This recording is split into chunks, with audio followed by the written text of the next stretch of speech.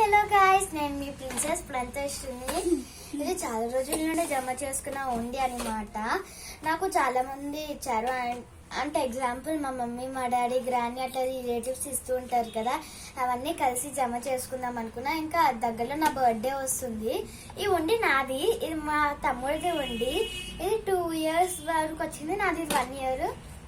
సరే, నేను కూడా ఓల్డ్ పీపుల్ లాగా అట్లా హెల్ప్ చేద్దామని అనుకుంటున్నా. అంటే ఫ్రూట్స్, బిస్కెట్స్ అట్లా ఇద్దామని అనుకుంటున్నా. నా బర్త్డే జల్దీ వస్తుంది కదా, దగ్గరలో ఉంది 29th. అందుకు